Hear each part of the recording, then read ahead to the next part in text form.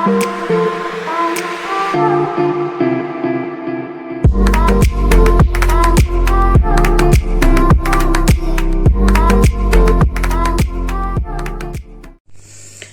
v-am găsit, dragi români din Zodia Pești, oriunde v-ați afla.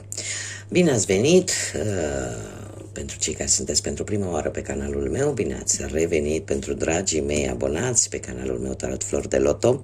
Eu sunt Nina și mă bucur tare mult să vă am alături la această oră de lectură.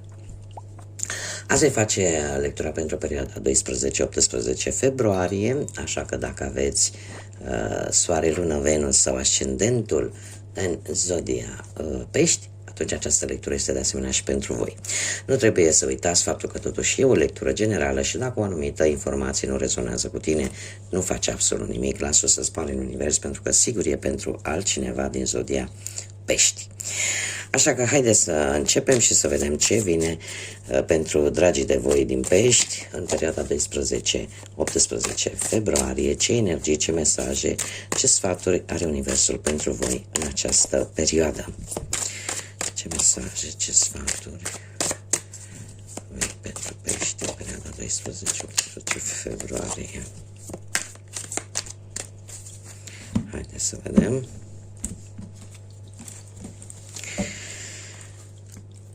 Bun, și avem lumea, avem 5 de spade, avem asul de bâte, prințesa de cupe sau pajul de cupe și 6 de bâte.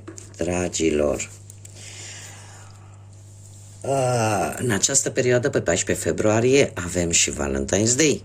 Deci, trebuie să ținem cont de acest aspect, nu? E ziua îndrăgostiților.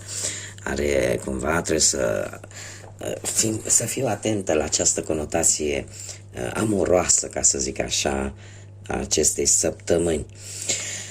Lumea, în situația actuală, ne vorbește despre schimbări, despre o etapă din viața voastră care a ajuns la un final și în care schimbările și succesul cumva e pe cale să ajungă la voi. Poate că unii dintre voi deja sunteți într-o situație de a cumpăra sau a vinde poate anumite terenuri sau o anumită casă, o locuință, da?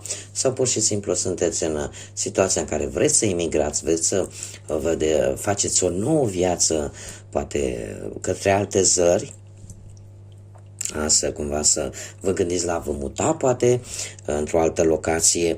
Cert este că lumea vine cu schimbări, lumea, această carte închide etape, închide cicluri din viața noastră și în special din viața voastră, da? Pentru cei care se regăsesc. Ce nu puteți vedea? Nu puteți vedea acest 5 de spade. 5 de spade care ne vorbește despre o anumită, cum să spun eu, e cineva care cumva evită să comunice cu voi. Dar de ce? Pentru că se îndepărtează, poate.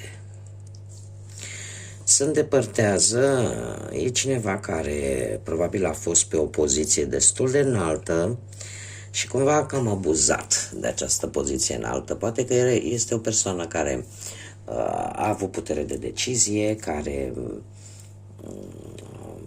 are așa, e pe un postament undeva sus și care cumva cam abuzează de această poziție, în așa fel încât lucrurile să iasă așa cum își dorește această persoană. Iar voi lucrul ăsta cumva nu-l puteți vedea, dar această persoană cumva există, da? Și cam face cam ce își dorește. Și asta pe toate aspectele putem vorbi, în special pe cele profesionale, undeva la locul de muncă, cât și, în general, în viața de zi cu zi. Există o persoană care cam face abuz de puterea pe care o deține. Poate are putere de decizie sau pur și simplu putere materială, are mai mulți bani și atunci capătă această putere, da? De care face abuz. În schimb, ce vedeți voi? Avem asul de bâte, care despre cine vorbește? Despre ceva ce vreți să faceți cu multă pasiune.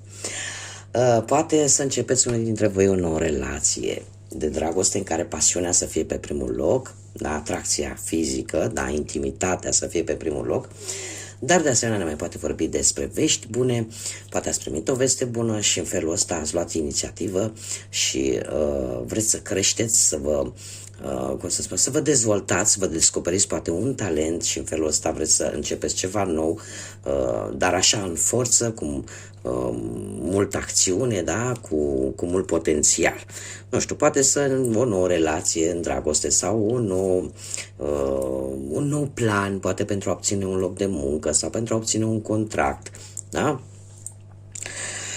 Ce este necesar să știți? Avem prințesa de cupe. Este necesar să știți poate că există o persoană dintr-un semn poate de apă, mă scuzați, dintr-un semn poate de apă, mai mică de vârstă ca voi, sau poate să fie chiar copilul vostru, nepotul vostru, da? În general o persoană tânără, care, cum să zic eu, este foarte sensibilă și care în general își arată foarte lesne, foarte ușor emoțiile.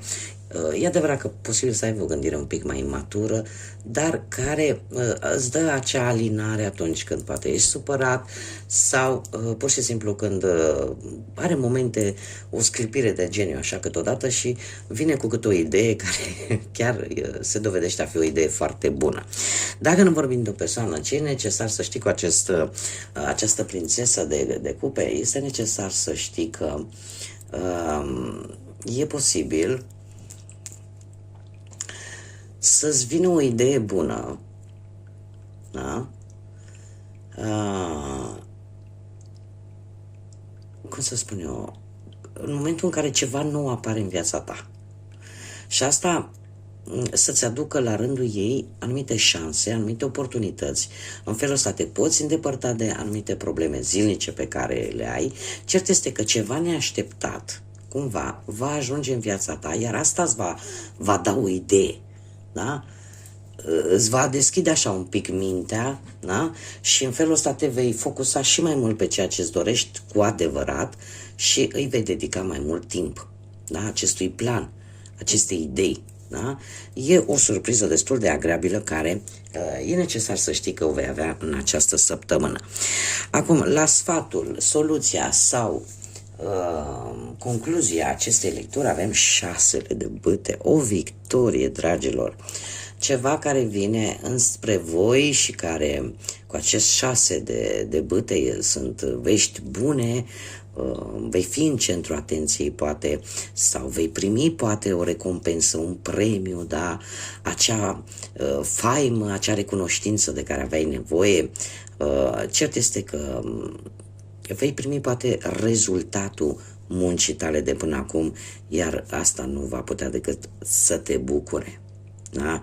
Așa că, dragilor, o săptămână minunată, aș putea să zic, cu aici pe acolo, cu mici, dar nu foarte, chiar foarte mici, aș zice, impedimente.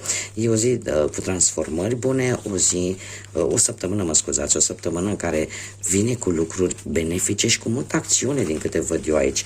Ca și zodii, avem zodii de apă, la fel ca și voi, da? Pește, rac, scorpion, avem zodii de foc, berbec, leu, săgetător și posibil cu această persoană, la care am spus că face un pic abuz de putere, zodii de aer, gemeni, balanță și vărsător. Haideți să vedem din acest pachet de cărți al frunzelor de ceai ce vine pentru voi, ce informații adiționale ne mai aduce. Și avem lacrimi în ochi sau lacrimi, avem monede și avem mâna. Dragilor, avem așa, este o persoană foarte importantă sau e o părere de rău vis-a-vis de o persoană.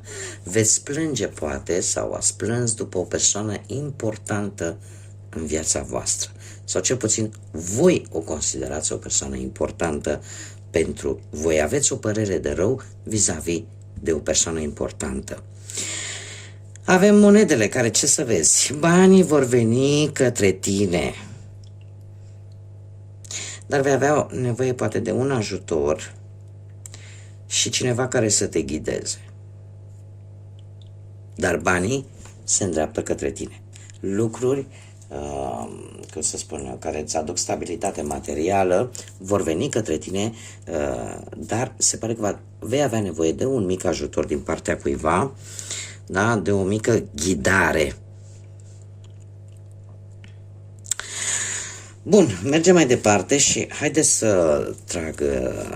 să scot trei mesaje de dragoste, da, cum avem acest Valentine's Day, să vedem. Puteți să vă gândiți la o persoană importantă din viața voastră sau și la un număr de la 1 la 3 sau pur și simplu să lăsați intuiția să vă ghideze și să vedeți ce vă spune vocea voastră interioară, care mesaj este pentru voi din acestea 3. Haideți să scoatem 3 mesaje. Și avem primul mesaj. Viața fără tine este fără speranță, întunecoasă și depresivă. Îmi este dor de lumina ta. Și avem al doilea mesaj. Ce am făcut să merit o persoană asemenție? De ce merit o persoană asemenție? Da? Nu știu că aș vrea să folosesc așa un limbaj mai colocvial. Ce am făcut să merit pe cineva așa ca tine? Da? Cam așa ar veni. Și al treilea mesaj. Nu te înțeleg sau nu înțeleg. Bun, dragilor, aceasta a fost lectura pentru voi. Eu vă mulțumesc pentru atenția voastră. Dacă ați rezonat, dacă v-a plăcut, nu ezitați, dați un like, un mesaj. Pentru cei care nu sunteți abonați, de seara vă puteți abona, eu vă aștept cu mare drag aici pe canal, este gratuit. Și nu rămâne decât să vă urez să aveți un Valentine's Day plin de iubire, de multă dragoste, de multă pasiune și de multe surprize plăcute. Așa că, dragilor, până data viitoare, ca de obicei, să fiți iubiți!